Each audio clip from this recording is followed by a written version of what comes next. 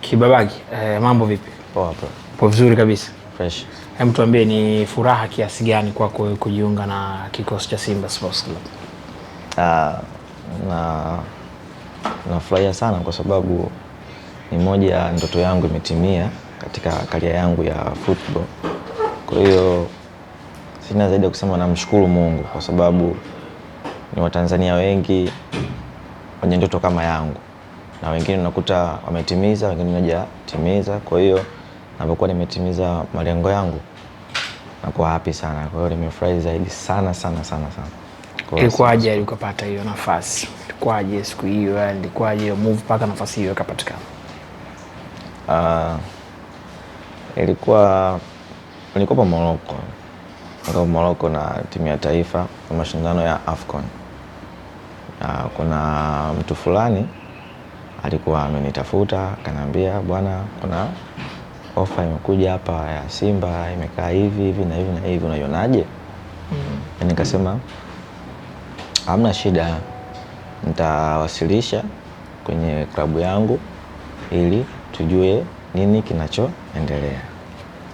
Basi ikawa imeenda tu hivyo. Mwisho wa siku nikaanza kuzungumza na viongozi wa klabu ya Simba, kuzungumza nao, tukapeana terms baadhi ya vitu. Kwa hiyo kila kitu kikaenda poa kwa uwezo wake Mungu. Pia klabu yangu niliwashirikisha, ila dakika ya mwisho wakaniambia tunaweza tukaangalia jinsi gani ya kukutoa katika klabu hii kwenda upande wa Simba. Mimi nikasema hamna shida. Kwa hiyo honyi walezi wangu, angalieni kitu ambacho kitakuwa sahihi kwa upande wangu mimi, kwa sababu hii ni ndoto ya kila Mtanzania na kucheza timu kubwa kama Simba. Umeona? Kwa hiyo unapata opportunity kama hiyo gazurudigi mara mbili. Kikubwa tunapata opportunity kwenda kuipambania na kuaminisha kile ambacho wamekiona kwako na kukipractice kule. Kwa hiyo mambo yakaenda kama yalivyokuwa, viongozi wakazungumza wenyewe kwa wenyewe mpaka dakika ya mwisho nikaambiwa bwana, tumekuruhusu uende Simba. Nilifurahi sana kwa sababu sikutegemea kama kile kitu kinaweza kikaja leo hii nikafika hapa hivi, kwa sababu nilijua tu inaweza kawa impossible. Ila mpaka dakika ya mwisho nilivyoambiwa bwana, sasa unaweza kuwa mchezaji halali wa Simba, nikashukuru Mungu. Namshukuru Mungu kwa kweli kwa hilo. Hiyo siku ulipata taarifa ulilala au ulikula au ulisi muda uende?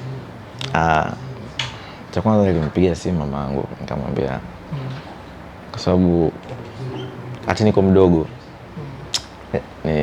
nilimwambiaga. So mamangu alikuwa shabiki na mpira, yeye na mzee mmoja yuko timu huko, mmoja timu huko. Sasa mamangu nikamwambia ipo siku nitakuja kucheza timu ya mama hiyo. Nitakuja kucheza timu yako mama.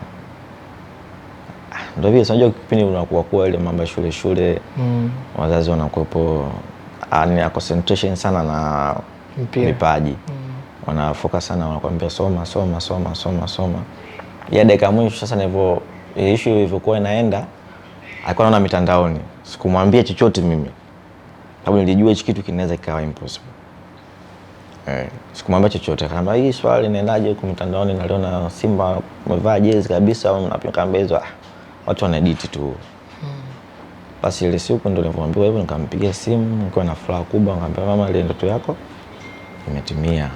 Kwa nini unasema hivyo? Ndoto gani? Nikamwambia mimi mchezaji wa Simba sasa hivi. Akasema kweli? Akafurahi sana. Sana. Akaniambia tu pale, nikamwambia haya, ikawe safari yetu ya heri. Nikamwambia sawa mama.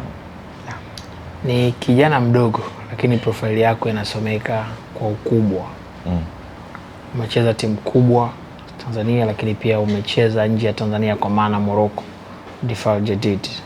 Kwa umri huo umewezaje kuzunguka kwenye klabu hizo zote kubwa? Nilipomaliza timu za vijana under 17 Serengeti Boys, na nikawa Mtibwa pale timu ya vijana under 20, nikakaa pale, nikaja nikapandishwa timu kubwa, nikawa nikacheza. Sasa kuna mechi tulichezaga ya under 20, tulicheza uwanja wa Uhuru pale na Morocco, tuliwafunga 1-0. kuna agent mmoja ambaye alimpelekaga Simon Morocco. Yule agent alikuwa na wachezaji wake kama wawili kuna ile timu ya Morocco. Na bahati nzuri ile siku yule agent alikuwepo pale uwanjani na Mungu alinisaidia siku ile nilikuwa na game nzuri. Akaja akajitahidi kutafuta jinsi gani kunipata, akashindwa. Akajaga akani DM Instagram, nikakufuatilia sana.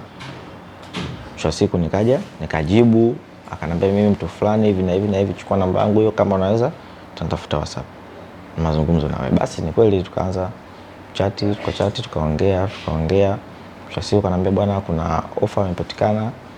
Timu inacheza Mtanzania mwenzio iko Morocco anataka left back.